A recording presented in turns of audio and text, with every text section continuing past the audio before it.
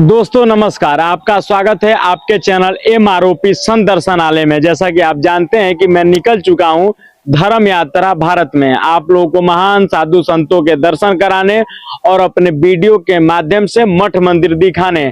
आज हम आए हैं पचखोरा में। यहाँ पर तिलक साहिब की अद्भुत समाधि, दिव्य समाधि है और यहाँ के महंत जो है उनसे इस तिलक साहिब की समाधि के विषय में कुछ जानकारी प्राप्त करेंगे। और जो यहाँ पर प्रतिमा है गौतम बुद्ध भगवान की, संत साहिब रविदास भगवान की, उनसे चलकर इस विषय में जानकारी प्राप्त करेंगे। दोस्तों आइए दोस्तों।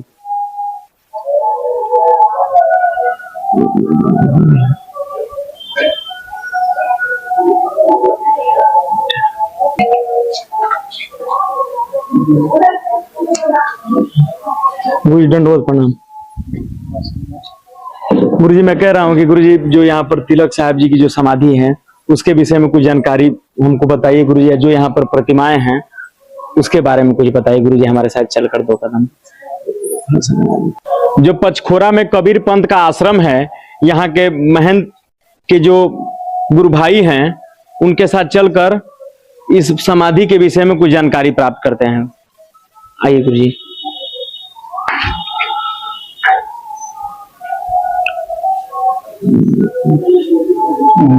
जी गुरुजी। साहिब जिंदगी ये सदगुरु तिलक साहब की समाधि है। जी गुरुजी। ये जागृत समाधि है। जी गुरुजी। और ये आश्रम जो है प्रकाश व्यक्ति आश्रम है। जी गुरुजी। और कबीर संप्रदाय के विषय में आप जानते हैं, यहाँ किसी धर्म मजहब के से ऊपर उठ के मानवतावादी के पुजारी कबीर साहब हुए। जी गुरुजी। और कबीर साहब का मानना है, तो वे कबीर साहब की आश्रम लगभग गुरुजी की 18वीं पुण्यतिथि 13 फरवरी 2006 में सजी पूरा हुआ था। जी गुरुजी। उसके बाद आप महंत लाल साहब जी को यहाँ स्थापित किया गया, महंत बनाया गया। जी गुरुजी। उसके बाद ये आश्रम गुरुजी झोपड़ी एक दे के गए थे। जी गुरुजी। गुरुजी के समय में झोपड़ी ही थी। जी गुरुजी। झोपड़ी में रहा करते थे, पूरा जीवन अपना व्यतीत किए। उसके बाद महंत लाल साहब ने काफी परिश्रम करके गांव के लोगों से, भक्तों से सहयोग लेके और अपने बल से सहयोग करके तपस्या से और इस आश्रम का निर्माण किए। आश्रम में 6-7 बूढ़े संत भी हैं, महंत जी भी हैं। जी गुरुजी। और हम भी, मैं बनारस कबीर चौरा कबीर मठ रहता हूँ। जी गुरुजी। तो मैं भी बराबर आया जाया करता हूँ। जी गुरुजी। और यहाँ बाल सेवा आप देखे, गौशाला का भी है ना गुरुजी। ये अंडरग्राउंड है क्या गुरुजी? ये गुफा टाइप का बनाया गया साधना के लिए। जी गुरुजी। कब की, कितनी प्राचीन गुफा है गुरुजी? ये जब आश्रम बना था ना, उस समय गुरुजी का यही निवास था। जी गुरुजी। गुरुजी पहले से अपना थोड़ा सा बना के साधना के लिए अपना रखे थे। इस वजह से जब हम लोग इसको पक्के का निर्माण कराए, जी गुरुजी, तो गुरुजी का जो पहले का था उस चीज को हम लोगों ने कहा कि नहीं, गुरुजी की जो स्मृति है वो खत्म हो जाएगी। जी गुरुजी। इस वजह से इसको अंडरग्राउंड गुफा रूप में कर दिया जाएगा। अभी तो क्योंकि पानी आया था बारिश के समय, तो नीचे पानी आ जाता है। जी गुरुजी। जब पानी खत्म हो जाता है, कहीं से सीढ़ी है जी गुरुजी लोहे की लगा देते हैं, लोग जाके नीचे बैठते हैं, ध्यान साधना करते हैं। जी गुरुजी। और काफी अलौकिक ऊर्जा है, आप देखेंगे पूरे गांव के बीच में है, लेकिन यहाँ की ऊर्जा विराजमान है। और तपस्या कहीं ना कहीं गुरुजी की तपस्या रही है। जी गुरुजी। लगभग कितने 100 वर्ष पुराना ये प्राचीन कबीर आश्रम? लगभग 100 वर्ष पुराना है। 100 वर्ष पुराना है गुरुजी। जी गुरुजी। गुरुजी काफी भ्रमण किए। भ्रमण करने के बाद आप गुरुजी ही इस आश्रम का जीर्णोद्धार किए और बनाए, इसको निर्माणित किए और रहने लगे यहीं। और साहब की कर्म भूमि रही, इस वजह से इस आश्रम को दिया गया। और ये आश्रम जितना देख रहे हैं बस इतना ही है, यहाँ कोई जगह जमीन आश्रम के विषय में नहीं है। बस इतने में आश्रम चलता है, संचालित होता है। विद्यार्थी भी रहते हैं, 4-5 विद्यार्थी हैं। 8-10 गौ थी, तो एक अभी लंपी बीमारी आई है। जी उसमें गौ की मृत्यु हो गई। काफी 1-1.5 लाख रुपए लगा के सेवा किया गया, लेकिन वो बची नहीं दवा इलाज में। जी फिर गाँव को हटा के फिर 2 नई गाय को लेके आया गया, रखा गया। जी देख सकते हैं तमाम गायों के लिए उधर बनाया गया है। जी गुरुजी। गौशाला। जी गुरुजी।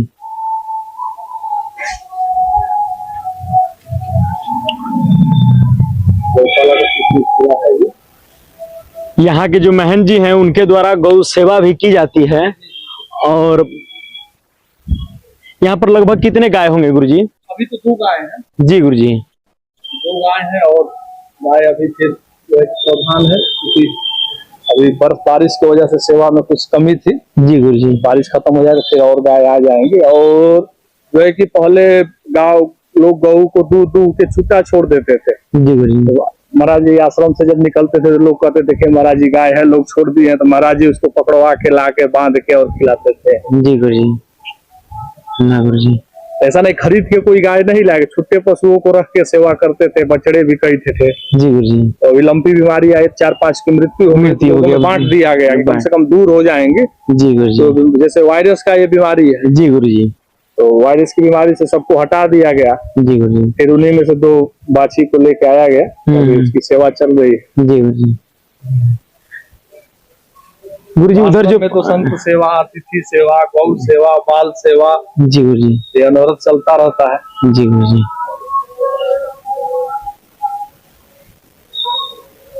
गुरुजी ये जो प्रतिमा है जी संत रविदास जी की, कुछ इनके बारे में कुछ बता दीजिए गुरुजी। रविदास जी की वाणी है, ऐसा चाहूं राज में जहां मिले सबन को अन्न, छोटे बड़े दो सम रहे, रविदास रहे प्रसन्न। जी तो कबीर साहब के गुरु भाई थे संत रविदास। जी जी। और इनका ये विचार था कि उस समय में आज से आप 600 साल पहले जाएंगे। जी गुरुजी। तो उस समय कपड़े के लिए लोग छुआछूत, भेदभाव, तमाम तरह की यातनाएं थी। लोग मानते थे, हटा देते थे। उस समय रविदास जी का उद्भव हुआ, कबीर साहब आए, तो उनका मार्गदर्शक यही रहा कि सब लोग एक सम्मान है। कबीर साहब के भी है, जी गुरुजी। कबीर साहब भी मानवता के पुजारी थे। जी गुरुजी। और संत रविदास जी भी, उनका भी वही एक समय था, साथ में दोनों लोग रह के, इस वजह से कबीर साहब के गुरु भाई थे। जी गुरुजी। इस वजह से रविदास जी को भी स्थापित किया गया। जी गुरुजी। इनकी वाणी का प्रचार प्रसार, कबीर साहब की वाणी का प्रचार चलता रहता है। जी गुरुजी।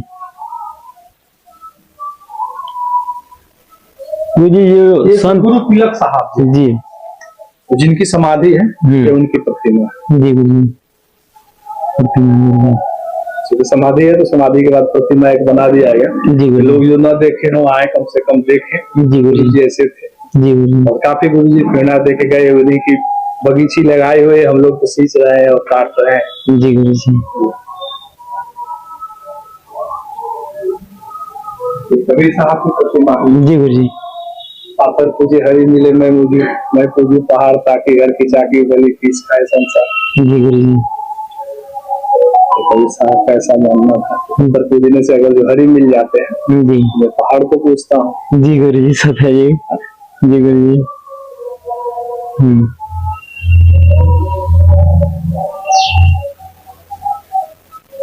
ये तो कागज गौतम बुद्ध जी है। जी गुरुजी। तो कबीर साहब की वाणी में भगवान बुद्ध जी हैं, उनकी वाणी मिलती जुलती रहती है। जी गुरुजी। और इनका भी मार्गदर्शक, समाज सुधारक के रूप में हुआ। जी गुरुजी। इस वजह से इनको भी स्थापित किया गया। जी गुरुजी। कैसे देखे लोग आए तो प्रेरणा मिले कि हम भी, और जो कुछ ना तो थोड़ी सी वाणी लेके जाए और अपने जीवन को सुधार करें। जी गुरुजी। कुछ परिवर्तन आए। जी गुरुजी। इस वजह से गौतम बुद्ध जी की प्रतिमा स्थापित की गई। जी गुरुजी। और भी है प्रतिमा, अभी तो लगभग 300 संतों की प्रतिमा है। जी गुरुजी। तो अभी धीरे धीरे अगर जो काम शुरू होगा तो ऊपर म्यूजियम बना के सभी संतों के विषय में लिख के उनका परिचय, जीवन परिचय और सबका संतों का लगाया जाएगा। तो कबीर साहब के साथ लगभग 300 संतों की टोली थी। चेन्नई, पीपाजी महाराज, दादू दरिया साहब, तमाम संत ऐसे थे। गोरा कुमार जी, संतों की जो व्यवस्थाएं हैं, जो देख सकते हैं आप, लोग बैठे हुए हैं, लोग आते जाते भी संत रहते हैं। चलता रहता है। बहुत बहुत धन्यवाद। साहब बंदगी, साहब बंदगी। जो कबीर पंथ आश्रम है, आइए इसके विषय में, जो यहाँ के महंत है वो अस्वस्थ होने के कारण उनके जो बड़े गुरु भाई हैं उनसे इस मठिया के विषय में, जो कबीर पंथ आश्रम है, उनसे कुछ जानकारी प्राप्त करें।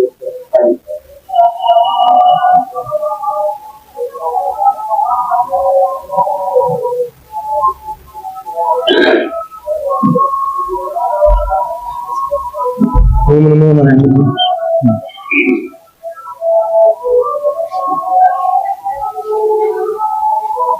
गुरु जी ओम नमो नारायण। हरिओम नारायण। गुरु जी आपका नाम क्या है? मेरा नाम डॉक्टर मुक्तिदास शास्त्री। जी गुरु जी आपके गुरु जी का क्या नाम है? सदगुरु तिलक साहेब। जी गुरु जी आप किस अखाड़े से हैं? हम लोग निर्वाड़ी अखाड़े से हैं। जी गुरु जी वो अवस्था क्या थी आपकी कि आप संत बन गए?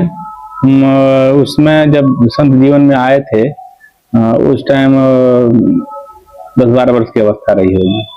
जी गुरु जी यहाँ जो चमत्कारी आश्रम है इसके बारे में कुछ बताइए गुरु जी विस्तार से। ये समाधि जागृत समाधि स्थल है जी जो यहाँ पर जो भी लोग आते हैं पीड़ित खास करके भूत प्रेत टोना टोटका या कोई उनको परेशानी बीमारी है तो इनके आशीर्वाद से जो हमारे छोटे गुरु भाई लाल जी महंत हैं यहाँ के, हम तो यहाँ पर नहीं रहते, हम काशी में रहते हैं जी। तो वो इनके आशीर्वाद से ये यहाँ पर कुछ जड़ी देते हैं, कमर में बांधते हैं, बवासीर की देते हैं, शुगर की देते हैं, बीपी की दवा देते हैं और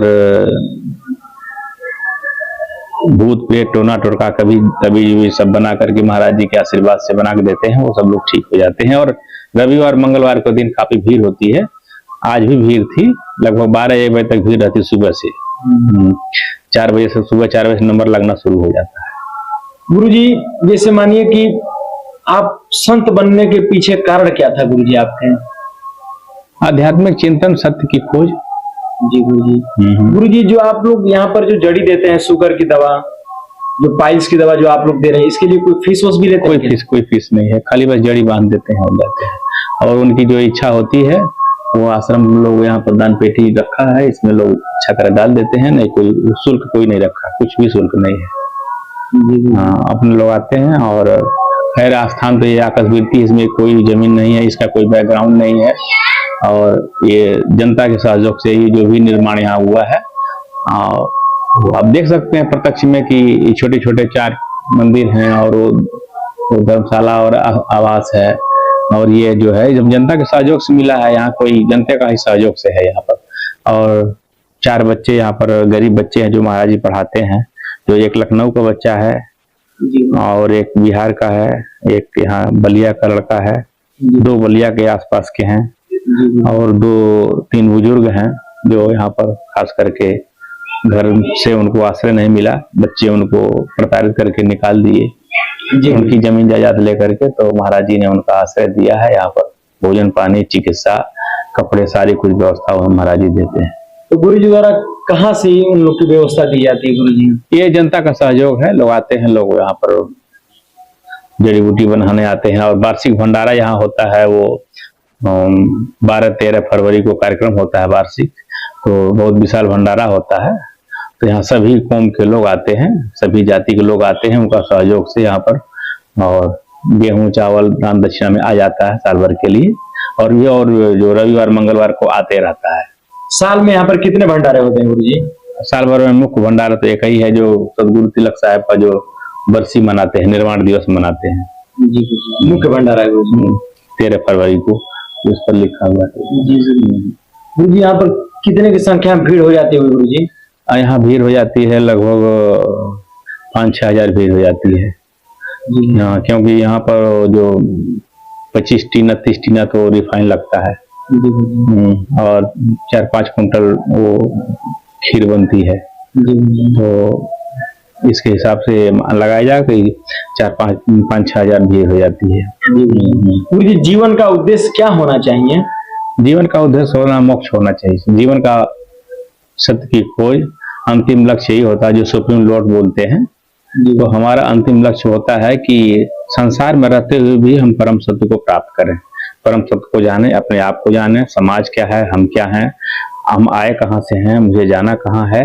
इसको प्रत्येक मनुष्य का एक धर्म बनता है कि इसको जानने का प्रयास करें कि हम कहाँ से आए हैं और किसने हमें भेजा है और कहाँ हमें जाना है और हमें संसार में आकर के करना क्या चाहिए।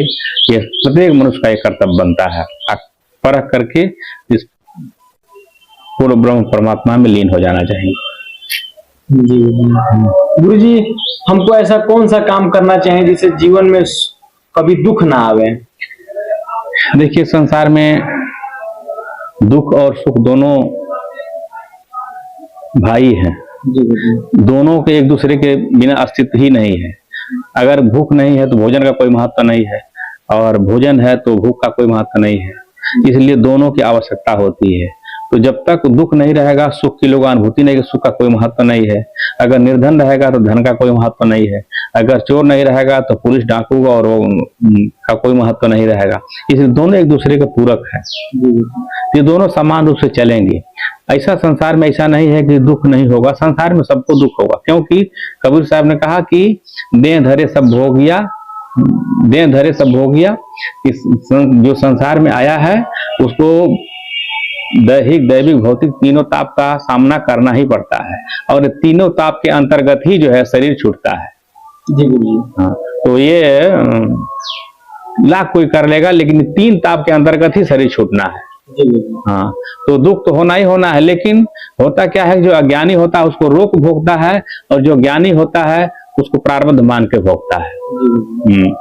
प्रारब्ध मान के वही संसार में है, संसार में सुख दुख तो आते आते रहता है। लेकिन जो अज्ञानी लोग होते हैं उसको रोक काट रहा है, विलाप करके उसको भोगता है। लेकिन जो विचारवान है, विवेकवान है, उसको प्रारब्ध मान करके कहता है कि भाई संसार में है तो गर्मी लग रही है, सबको गर्मी हमको भी लग रही है। बिजली वज्रपात हो रहा, सबको हो रहा, हमको भी हो रहा। तो इसमें कोई नई बात तो है नहीं, सबको दुख कष्ट पड़ा है। जितने महापुरुष हैं सबको हुआ है। भगवान श्री राम जंगल में गए, खाली पैर गए हैं, बहुत से कष्ट हुआ, कांटे गड़े पैर में, बहुत सी कष्ट परेशानियां हुई। संसार में जितने महापुरुष हैं वो सबको परेशानियां हुई है। गुरु जी, भगवान को पाने का सबसे सरल मार्ग कौन सा है? सबसे सरल मार्ग है भगवान को पाने के लिए अपने आप को जानना। और अपने आप को तभी हम जान सकते हैं जब दूसरे में अपने आप को देखेंगे। और भगवान को पाया नहीं जा सकता। भगवान क्योंकि खोया तो है नहीं, भगवान पाया तो वो जाता है जो खोया हुआ है। हमें भगवान को जानने की आवश्यकता है।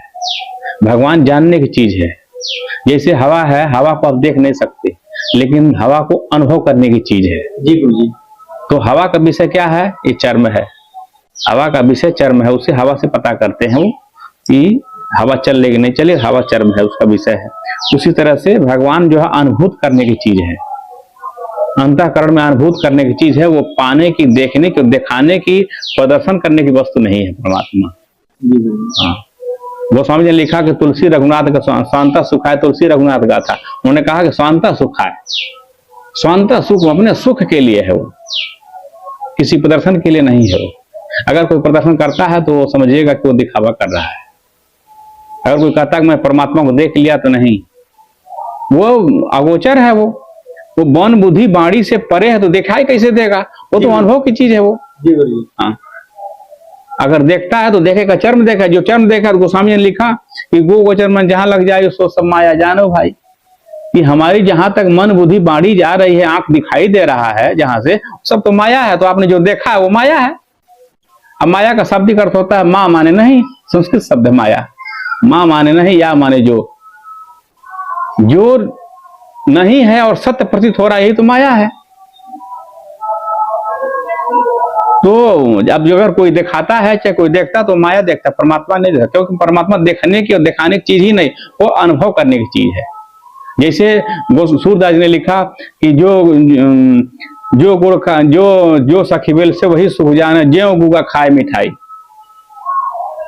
जैसे गूंगे को कोई फल या कोई मिठाई दे देगा तो मन ही मन प्रसन्न होगा और इशारा करेगा, लेकिन व्यक्त नहीं कर सकता कि कितना मीठा है, कैसा मीठा है, नमकीन मीठा है कि खारा मीठा है, कि हल्का मीठा है कि ज्यादा मीठा, प्रसन्न व्यक्त कर ही नहीं सकता। वैसे ही परमात्मा जो है स्वानुभूत की चीज है, उसको वो अव्यक्त है, वो व्यक्त करने की चीज ही नहीं है वो, कि जो व्यक्त कर सकते हैं। अव्यक्त करते हैं तो समझिएगा कि वो दिखावा कर रहे हैं।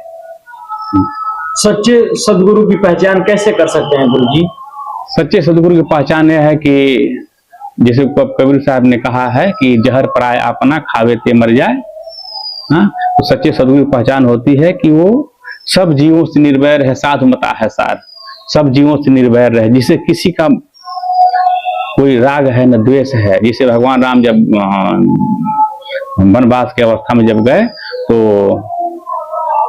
जो भारद्वाज मुनि आश्रम में कहते हैं कि हे प्रभु, महर्षि, मुझे जो है किस जंगल में अपना निवास करने की 14 वर्ष वनवास करने की जो आज्ञा पिता से मैं आया हूँ, मुझे निवास ऐसा कोई स्थान बताइए जहाँ मैं रहूं। तो भगवान श्री राम ने अपने कहते हैं कि काम क्रोध मदमानन मोहा, लोभन क्षोभन रागन द्रोहा, जिनके हृदय कपड़दम्ब नहीं माया, तिनके हृदय बसव रघुराया। उन्होंने कहा कि जहाँ काम है, न क्रोध है, न लोभ है, न दम्भ है, न पाखंड है, न छल है, न ईर्ष्या है, न द्वेष है, हे प्रभु आप ऐसे ही हृदय में आप निवास करें। तो जो जिसके अंदर में विकार नहीं है, सही संत वही है, सब जीवों से निर्वैर रहे, साधुमता है, सब जीवों से निर्वैर है। कबीर खड़ा बाजार में, सबकी मांगे खैर, ना काहू से दोस्ती ना काहू से बैर, न किसी दोस्ती है न किसी से हमारी दुश्मनी है। समभाव में रहे, सबसे बड़ी विशेषता यही है, लेकिन समभाव होना बहुत कठिन है। इसी कबीर साहब ने कहा सहज योग। गुरु जिस तरीके से आप बताएं कि मैं नागा निर्वाणी से हूँ, कुछ अपने अखाड़े के बारे में बता दीजिए। हाँ, कबीर पंथ जो है ये वैष्णव पंथ के अंतर्गत आता है ये जी। और चूंकि कबीर साहब जो थे ये जगत गुरु रामानंदाचार्य के शिष्य हैं, 12 शिष्यों में से सबसे प्रधान शिष्य माने जाते हैं कबीर साहब, तो इसलिए वैष्णव के अंतर्गत ही आते हैं।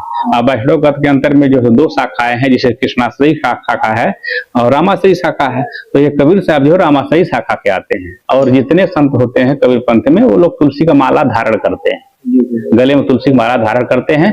हाँ, जैसे वैष्णव परंपरा में कोई बेनी वैष्णव है, कोई श्री वैष्णव है, कोई गोल बिंदी है, कोई लाल बिंदी है, वैसे ही कबीर पंथ में भी कुछ भेद है, कुछ सैद्धांतिक मतभेद है, भेष का भेद है, कुछ तिलक का भेद है। तो वैसे ही, लेकिन सब हम लोग जिसे कहते हैं ना कि हम एक ही चमन के हैं फूल न्यारे न्यारे, तो ये जितने हैं वैष्णव संप्रदाय के अंतर्गत ही कबीर पंथ है। और ये कबीर पंथ जो निर्वाणी अखाड़ा के अंतर्गत आता है हुए हैं। शिवाजी महाराज हुए हैं और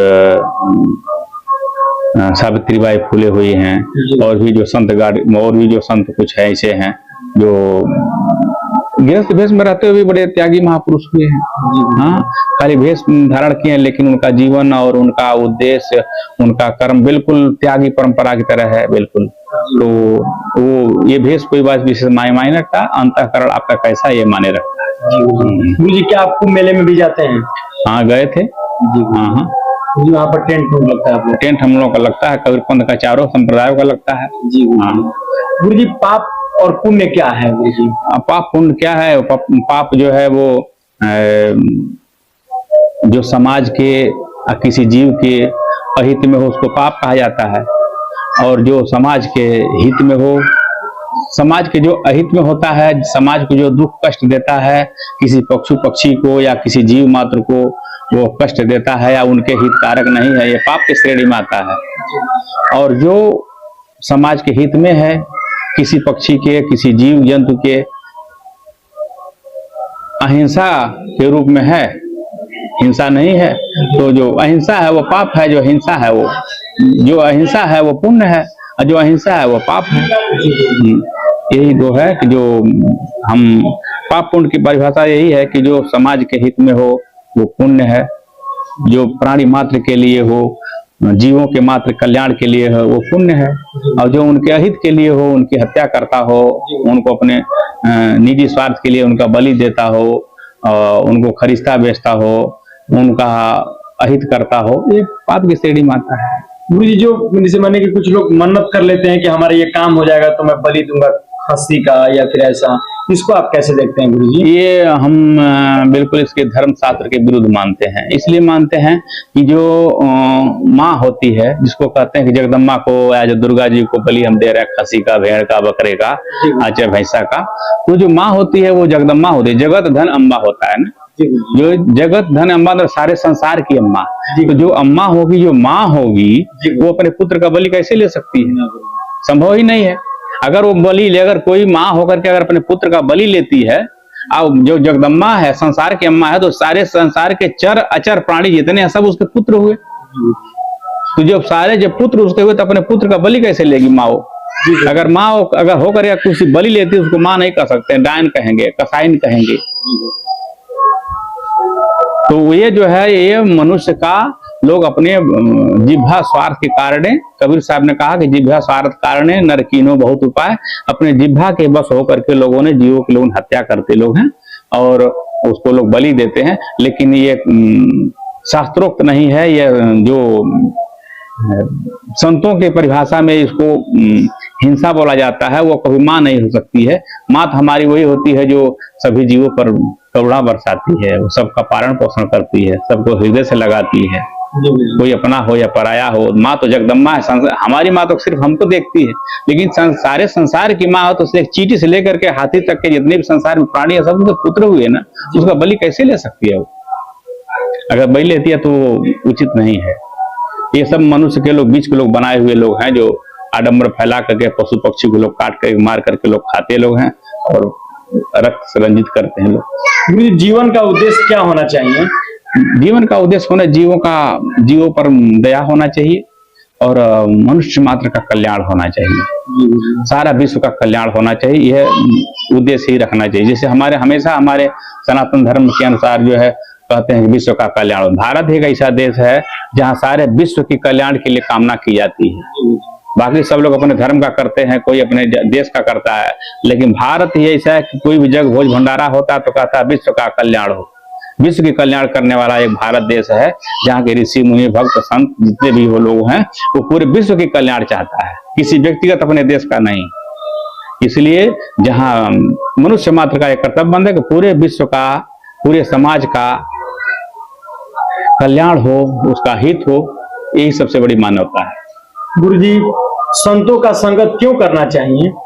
हाँ, संतों के संगत करना इसलिए चाहिए कि जो संत होते हैं ये बड़े निर्मल होते हैं और हंस पक्षी की तरह होते हैं।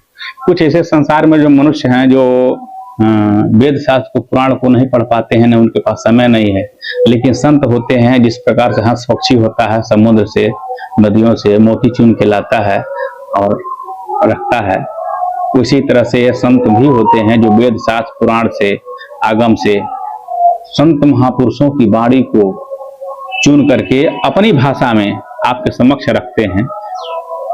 और संत के पास जाने से होता क्या है कि उनके पास जाने के बाद उनकी जो कामना है शांत हो जानी चाहिए, उनकी मनोवृत्ति शांत हो जाना चाहिए, चित्तवृत्ति का निरोध होना चाहिए। तो संत के पास लोग जाते हैं अपने चित्तवृत्ति का निरोध के लिए जाते हैं, अपने परम शांति की प्राप्ति के लिए जाते हैं। और कुछ लोग ऐसे लोग हैं कि कहते हैं कि हरे शीश धन सो कन हरहि सो गुरु घोर नरक में पढ़े, गोस्वामी जी ने लिखा है। तो कुछ लोग इसका धंधा बना रखे हैं कि संतों को अपना एक व्यवसाय बना रखा है कि तीन के तेरे बना करके लोग भोले भाई लोगों को लूटते लोग हैं। लेकिन नहीं, ऐसे लोग हैं जो संत हैं जो निस्वार्थ भाव से उनके दुख दर्द को समझते हैं, उनकी व्यथा को समझे हैं और समझ करके शास्त्र के द्वारा, पुराण के द्वारा, महापुरुषों की वाणी के द्वारा उनकी चित्तवृत्ति को शांत करते हैं, उनकी कामना को शांत करते हैं, समन करते हैं और आगे का मार्ग प्रशस्त करते हैं। पूरी दुनिया भोग और विलाप में लिप्त है, लेकिन आपके मन में क्या है कि आप संत के राह पर चल पड़े? ये तो वो परमात्मा ही जानता है, क्योंकि सबका जो है अपना अपना प्रारब्ध होता है। हमारा प्रारब्ध इस जीवन में था, संतों के सानिध्य में था, बिताना था और सामाजिक कुछ कार्यों में था। तो प्रकृति जो है, हर काम जो है हर मनुष्य का सबका बटा हुआ है। किसके किसके हाथ से कौन कौन से काम होने हैं वो प्रकृति निर्धारित करती है, परमात्मा निर्धारित करता है कि आपके द्वारा यह काम होना है, आपके द्वारा यह काम होना है, आपके द्वारा यह काम होना है, पहले से निर्धारित है। ये तो लोग बाद में लोग, बीच में लोग जो अज्ञानी लोग हैं वो कहते हैं कि वो उनके द्वारा यह काम हो गया। नहीं, वो प्रकृति जो स्वयं निर्धारित करती है किसके द्वारा कौन सा काम होना है। तो परमात्मा ने, प्रकृति ने हमारे लिए यही चुना था, इसलिए हम इसी में आ गए, उनकी इच्छा थी। गुरुजी, जैसे लोग आजकल देख रहे हैं कि कोई बौद्ध धर्म अपना रहा है, कोई ओम शांति में जा रहा है, कोई धन निरंकारी में जा रहा है, कोई जय गुरुदेव में जा रहा है, तो क्या आने वाले समय में सनातन धर्म का नाश हो जाएगा गुरु जी? नहीं, ये सब सनातन के ही अंग है। जी गुरु जी। ये आया कहाँ से? सनातन का मतलब होता है कि सनातन को तो कोई मिटा ही नहीं। सनातन का मतलब होता है क्रमशः होता है, लगातार होता है। गुरु जी कोई क्रिश्चियन छत्तीसगढ़ में देख रहे हैं गुरु जी, कोई क्रिश्चियन बन रहा है, कोई ऐसे बन रहे हैं गुरु जी? नहीं नहीं, ये हमारे जो है सनातन धर्म को चलाने वाला एक नहीं है। उनका चलाने वाला कोई एक होता है। मुस्लिम को चलाने वाला कोई एक धर्म गुरु होता है। हमारे यहाँ तो लाखों धर्म गुरु हैं। हमारे यहाँ तो कोई वेद अगर लाग उठा के समुद्र में फेंक देता है, इसे हमारे यहाँ प्रकांड विद्वान में वेद कंठस्थ है, रामचरितमानस कंठस्थ है, श्रीमद् भागवत कंठस्थ है। जी गुरु जी। तो करेगा तुरंत लिख देगा। सत्यवचन जी। तो हमारे यहाँ कोई हमारे सनातन को कोई नष्ट कर ही नहीं सकता है, क्योंकि हमारा सनातन जो ये हमारा पुरातन है, प्राकृतिक है। सनातन जो शाश्वत रूप से चलते आ रहा है, चलते रहेगा। इसको कोई मिटा ही नहीं सकता है। इसको कौन मिटा सकता है? जो शाश्वत है, जैसे जैसे जैसे प्रकृति है, तो जो प्रकृति को सनातन बोलते हैं। जैसे 5 तत्व है, 5 तत्व में जो 5 तत्व से हमारी सृष्टि चलती है, तो 5 तत्व में जो एक ही तत्व जो अगर कोई विकसित हो जाएगा तो ये शरीर विनष्ट हो जाएगा। तो जो ये प्रकृति है, हवा को कहाँ छोड़ के जाएंगे? अब हवा प्रकृति है, ये सनातन है। अग्नि क्या है? सनातन है। वायु क्या है? सनातन है। पृथ्वी क्या है? सनातन है। आकाश क्या है? सनातन है। तो इसको कैसे विनष्ट करोगे? तो उसी तरह से हमारा सनातन है, ये प्रकृति जो है ये सनातन है, ये समुद्र हमारे सनातन है। ये सब कभी आपके मन में आया कि यार कहाँ ये सब चक्कर पड़ गया, हम घर लौट जाएं? नहीं नहीं, ऐसा कुछ नहीं है, क्योंकि हमारा दायरा और बढ़ गया। पहले तो हम संकुचित थे। जी गुरु। पहले हम एक छोटा सा पिंजड़े में थे। जैसे कोई शेर को किसी पक्षी को पिंजड़े में रख देते हैं, पिंजड़े से उसको बाहर कर देते हैं, तो उसका घर बहुत विशाल हो जाता है। इसलिए जैसे लिखा गया निज परिवेद गणना लौकिय साम उदार जयदा नाम क्यों बसते हो कुटुंबकम, तो हमारे सारा संसार ही परिवार हो गया। हमारे लिए कोई ये नहीं है। हमारे लिए सारा संसार होता क्या है कि हकीकत में क्या है कि जहां लगा हो जाता है, जहां बस गोस्वामी लिखा जहां बसे होता सुंदर देशु जो प्रतिपाले वही नरेशु। जहां बसते हैं वही हमारा सुंदर देश है, जहां हमको पालन पोषण करता है वही हमारा नरेश, वही राजा है। तो इसके लिए कोई बात नहीं। हमारा तो और दायरा बढ़ गया, हमारा परिवार और बढ़ गया। हम जहाँ एक परिवार की भलाई सोचते थे, हम पूरे संसार की भलाई सोचते हैं। गुरु जी कभी आपके मन में ऐसा विचार नहीं आता कि मैं कोई बद्रीनाथ केदारनाथ हम हो आए हैं। जी हम उधर की तरफ रहूं? हम हो आए हैं, जाते भी रहते हैं। हम लोग आश्रम भी है, बद्रीनाथ में भी आश्रम है, केदारनाथ में भी आश्रम है। हम लोग आते जाते रहते हैं, ऐसी कोई बात थोड़े है। हम लोग तो प्रकृति से जुड़े हुए हैं। संत अगर कोई होगा तो प्रकृति से जुड़ा हुआ होगा। प्रकृति से अलग हो करके संत हो ही नहीं सकता है। देखिए जितने लोग संत हैं, लोग ना महर्षि संत लोग हैं, पहले लोग सब लोग बनखंड लोग देखते रहते हैं, लोग पहाड़ कंदराओं के लोग जाते लोग हैं उधर शांति के लिए, स्वच्छ वातावरण हो, शांति हो, सुख हो, तो इसीलिए लोग चुनते थे। लोग इसीलिए प्रकृति की रास्ता, प्रकृति के गोद में लोग जाते थे। ये प्रकृति हमको पालन पोषण के, जैसे ये एक गार्डन है, गार्डन को कोई माली लगा होता है, समय से पानी देता है, समय से उसको जल देता है, समय से कटाई देता है, करता है ना। और एक जंगल होता है, जंगल का अपने आप में एक छटा होती है, जो प्रकृति अपने आप उसको अपने हाथों से सजाती है। ये जंगल और एक गार्डन में अंतर इतना ही होता है कि वो प्रकृति अपने हाथ से सजाती है। और छोटे गार्डन होते हैं जो बगीचा, उसके माली लगे होते हैं, उसको समय समय पानी देते हैं, नहीं देंगे सूख जाएगा। लेकिन जो प्रकृति देती है वो अपने आप स्वतः रूप से समय समय पर जगते रहता है। देखिए अभी देखिए बरसात के कुछ ऐसे पौधे होते हैं जो पानी में बरसात समय में जग जाते हैं, लेकिन फिर उसके फल पक करके फिर जमीन में पड़ जाएगा। उस पे लोग गेहूं बोएंगे, लोग धान बोएंगे, लोग नहीं जमेगा। लेकिन जो बरसात आएगा तो वो निकल जाएगा, क्योंकि प्रकृति को सजो के रखे रहती है उस बीज को। देखिएगा आप लोग, बहुत से ऐसे पौधे हैं जो बरसात के मौसम में ही जमते हैं, और वो सारे बीज को प्रकृति अपने गोद में रखे रहती है। वो समय आने पर उसको उतार देती है, जाओ अब फलो फूलो, अपना विकास करो। गुरु जी क्या आपके कोई जीवन काल में कोई चमत्कार जो हमारे दर्शकों को बताना चाहते हैं आप? संसार में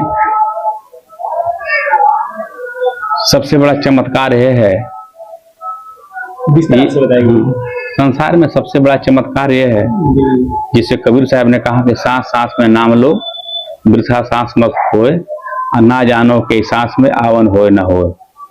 कहते हैं कि सबसे बड़ा चमत्कार यह है संसार में, ये संसार सांस जा रही है और आ रही है, जा रही है आ रही है। सबसे बड़ा चमत्कार यही है। और कह रहे हैं कि हर सांस में प्रभु का नाम लो, न जाने कई सांस में आवन जो गया है बाहर न आए। तो ये चमत्कार ही तो है, ये चमत्कार ही है कि सारे ब्रह्मांड में एक हम तिनके से भी करोड़वा हिस्सा के भी नहीं हम हैं, लेकिन डोल रहे हैं, बोल रहे हैं, चल रहे हैं, देख रहे हैं, संसार का अनुभव कर रहे हैं, महापुरुषों का अनुभव कर रहे हैं। ये चमत्कार नहीं तो और है क्या चीज। 5 तत्व का पुतला मानव धरिया नाव, एक कला के बीच उड़े विकल भया सब ठाव। ये 5 तत्व का पुतला संग्रहित होकर के 5 तत्व का शरीर चल रहा है, खा रहा है, डोल रहा है, बोल रहा है, एक दूसरे के सुख दुख में शामिल। ये चमत्कार ही तो है, और क्या चमत्कार होता है। और कोई चमत्कार आसमान से पैदा नहीं होता है, इन लोगों का वहम होता है। ये चमत्कार कुछ होता है, खाली लोगों को वहम होता है, हाथ की सफाई होती है। अब देखता हूं मैं कुछ मदारी देते कि नोट पैदा कर देते हैं। एक मदारी देखा कि मैं एक नोट पैदा कर रहा था, इसे निकाल रहा था, नोट निकल रही थी। तो मैं उसे पूछा कि भाई नोट तुम निकाल लिए, तो कहा तुम तो ऐसे धनाढ़ होना चाहिए। कहा नहीं महाराज, सब हाथ की सफाई और कुछ नहीं है, ऐसे नोट निकाल देते हम घर घर बंदर न चाहते, वो क्या बोलते हैं, वो डमरू बजा करके बंदर न चाहते हम, इसे हम नोट पे छापने वाले होते। तो चमत्कार क्या है, ये सब आंखों का धोखा है। चमत्कार है नहीं, कुछ धोखा है और कुछ नहीं। गुरु जी, मन को स्थिर कैसे रख सकते हैं गुरु जी?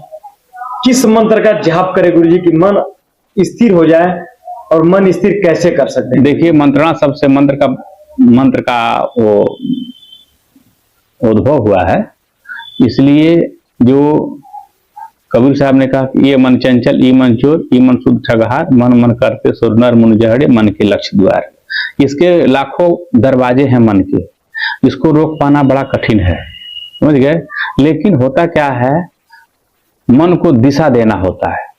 जैसे नदी जो है, नदी को रोकेंगे तो प्रलय आ जाएगा, कहीं कहीं कोई गांव और कोई नगर डुबा देगी, शहर डुबा देगी। लेकिन करते क्या है, उसको नदी को रोक ना करके उसको दिशा दे देते हैं। दिशा देंगे क्या, छोटी छोटी नहर बना देंगे, उससे क्या होगा, हम खेत को सिंचाई कर लेते हैं, लोगों को पानी पीने के चारागाह की व्यवस्था हो जाती है, खेती के लोग काम कर लेते लोग हैं, तो उससे क्या होता है, नदी के वेग कम हो जाता है। उससे मन क्या होता है, मन खराब नहीं है, मन की दिशा खराब होती है। धन खराब नहीं होता है, धन की दिशा खराब होती है। आपका धन आ रहा कहां से और जा कहां से रहा है। ध्यान है क्या चीज, ध्यान प्रकार की एक निरंतर चलने वाली एक प्रक्रिया है। जिस तरह से हम देखते हैं कि ध्यान में बैठ करके कि हमारा जो है ये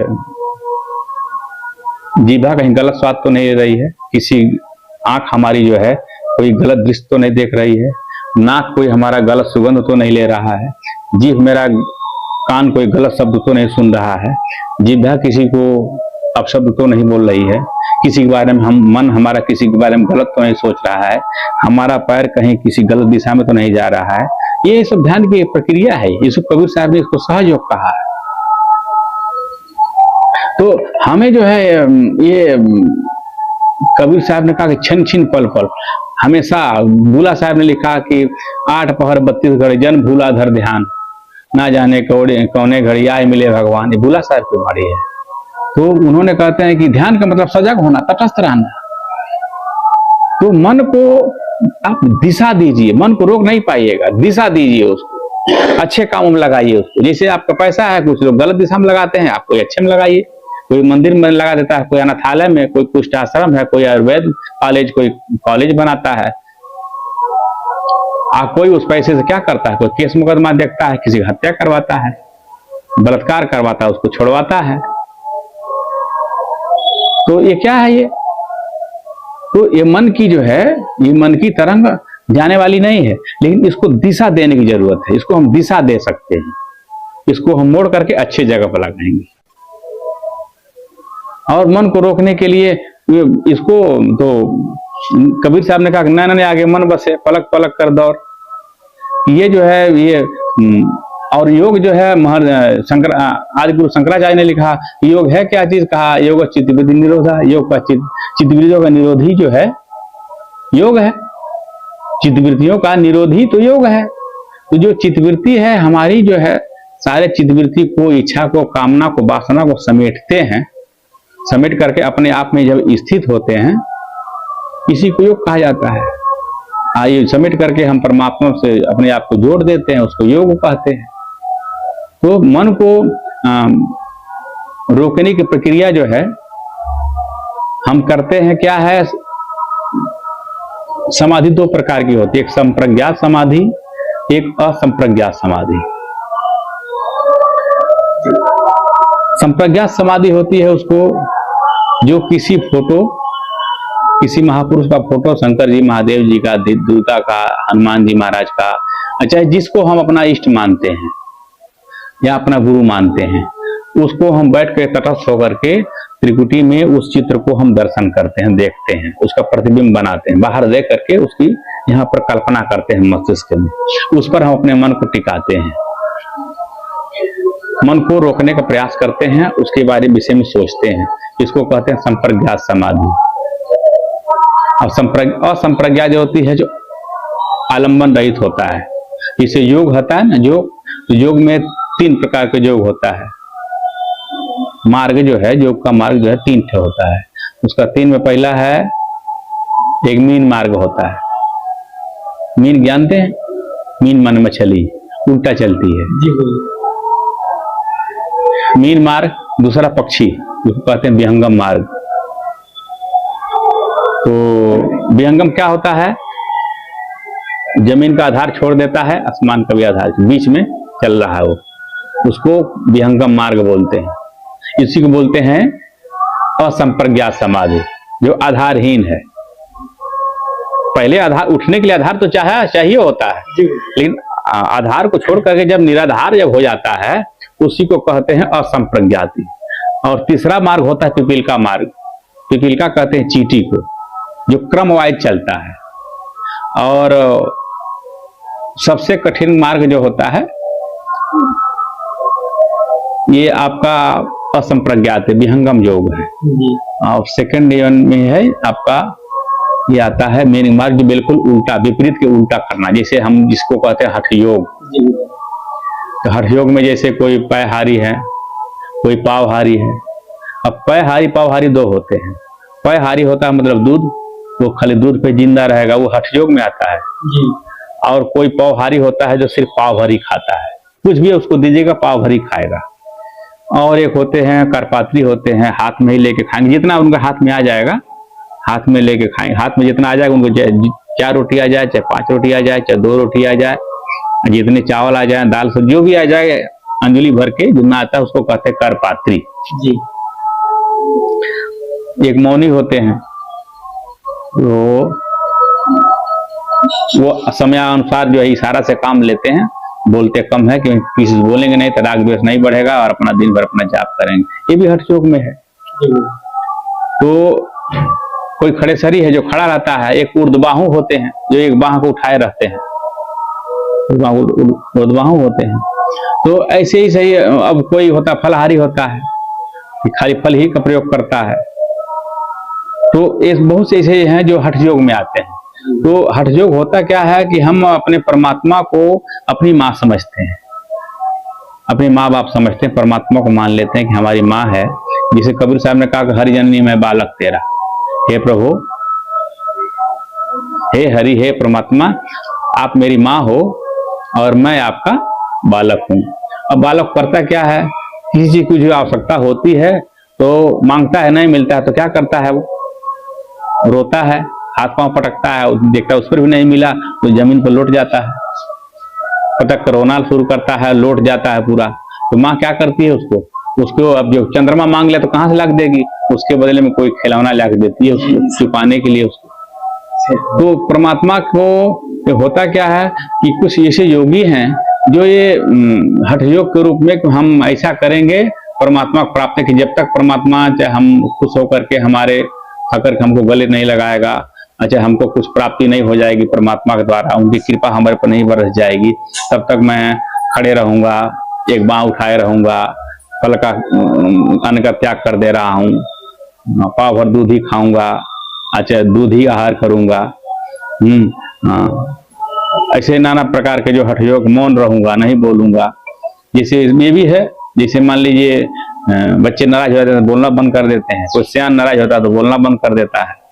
ये भी एक तरह का योग हठ है ना, हठ है, तो ये भी हठ है। संसार में जो है कहते हैं कि बाल हठ, राजा हठ, योगी हठ और त्रिया हठ, 4 प्रकार के हठ होता है। तो ये भी एक योग ही आता है, हठ योग में आता है। गुरु, कलयुग में कौन से मंत्र का जाप करना चाहिए? गोस्वामी जी ने कहा कलयुग केवल नाम आधारा, सुमिर सुमिर नर उतर नहीं पा रहा। गोस्वामी जी ने सहज रूप में कर दिया कि कलयुग में केवल नाम आधार, राम का नाम सबसे सरल है और सबसे उत्तम है, जो इसको सुमिर करके अपने आप को कृतार्थ कर सकता है, बहुत से पार जा सकता है। तो राम का नाम ही सबसे प्रमुख है, जो इसी नाम में सब नाम समाहित है।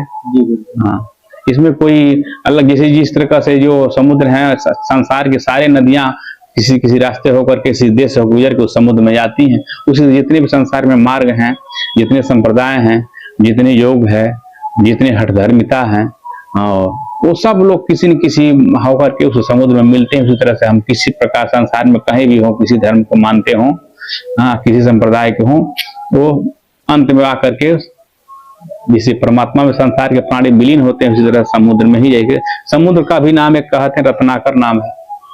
समुद्र को ये भगवान राम कहते हैं कि जो समुद्र है, समुद्र का जो हाथ में जल लेकर के आचमन कर लीजिए, समझिए कि सारे तीर्थों को आपने दर्शन हाथ में ले लिया। क्योंकि दुनिया की जितने भी नदियां हैं, जितने तीर्थ हैं, सारे तीर्थों का जल समुद्र में समाहित है। तो उनका जल लेकर आचमन करते हैं या दर्शन कर, समझिए प्रकृति का परमात्मा का अपने दर्शन कर ले। क्योंकि समुद्र के समान ही परमात्मा माना जाता है, विशाल है, उसको नाप नहीं सकते। उसी तरह से परमात्मा को भी सिर्फ अनुभव कर सकते हैं, स्वानुभूत कर सकते हैं अंतःकरण में। उसको देखने, दिखाने, प्रदर्शन करने की आवश्यकता नहीं है, न देखने की चीज है। गुरु जी, हमारे भक्तों के लिए कोई आपका आशीर्वचन? गुरु जी, आशीर्वचन है कि शरीर से, मन से, वाणी से जहां तक हो सके कुछ उपकार करते रहना चाहिए। क्योंकि मनुष्य जन्म दुर्लभ है, बहुत न दूजी बार, पक्का फल जो गिर गया बहुत न लागे द्वार, ये कबीर साहब ने कहा है। इसलिए संसार में हम आए हैं तो जहां तक हो सके अपने से, अपनी आवश्यकता से जो बचता है, किसी कल्याण में लगाना चाहिए। हमारे से अधिक भोजन की आवश्यकता अधिक है, हमसे अधिक अपने परिवार से या अपने भरण पोषण से अधिक हो जाता है, तो किसी गरीब दुखिया खिला देना चाहिए। बस हमसे, हमारे पास अधिक है, कोई नंगा भिखारी है, कोई वस्त्रहीन है, उसको बस दे देना चाहिए। पैसा मेरे पास अगर है और किसी की आवश्यकता है तो उनको आवश्यकता की पूर्ति कर देना चाहिए। यही मनुष्य का शाश्वत धर्म है, यही होना चाहिए। क्योंकि जो संसार में आए हैं तो कुछ अपने आवश्यकता में से ही आवश्यकता निकाल करके उनको पूरा करना चाहिए। हाँ, कुछ करते रहना चाहिए। गुरु जी, कोई आपसे मिलना चाहे, कोई यहाँ आना चाहे दिल्ली, बॉम्बे, कलकत्ता से, तो कैसे आ सकता है, कैसे आपसे मिल सकता है? गुरु जी, आने के लिए सीधे ये बलिया स्टेशन, यहाँ से आपको देख ही रहे हैं आप लोग, बलिया स्टेशन ट्रेन के द्वारा आ सकते हैं। एरोप्लेन के द्वारा आएंगे तो मान लीजिए वाराणसी आएंगे, वाराणसी से होकर तो फिर बाई ट्रेन आएंगे, या निजी वाहन से आ सकते हैं। यहाँ पर 160 किलोमीटर वाराणसी से आपको बलिया पड़ता है। और इधर गोरखपुर से भी आ सकते हैं, बनारस से भी सीधे ट्रेन आती है। ट्रेन में दो मार्ग है, यहाँ पर ट्रेन का मार्ग भी है और अपना निजी वाहन का भी मार्ग है। यहाँ पर आना चाहे तो। यहाँ पर कौन कौन सी दवाई है जो एकदम, मतलब उस दवाई यहाँ से लेने से ठीक हो जाता है, उसको बता दीजिए। यहाँ पर जो है महाराज जी की कृपा से यहाँ पर बवासीर की दवा देते हैं, गठिया बात बयार की देते हैं, गैस की दवा देते हैं, शुगर की देते हैं, और बीपी की दवा देते हैं। और जिसे किसी को बाल बच्चे नहीं हो रही हैं, माताएं को, तो उसका भी निदान महाराज जी की कृपा से करते हैं कि उनको बच्चे हो जाएं। तो ऐसे ही माताएं भी आती हैं जिसका गोद हरी नहीं है, तो महात्मा के, महाराज जी के समाधि की कृपा से उनको कुछ औषधि महाराज जी देते हैं, जिसके चलाने से फिर उनको उनका गोद हरी भरी हो जाती है। तो ये निःशुल्क फ्री है? निःशुल्क फ्री है। अपना कीमती समय देने के लिए धन्यवाद।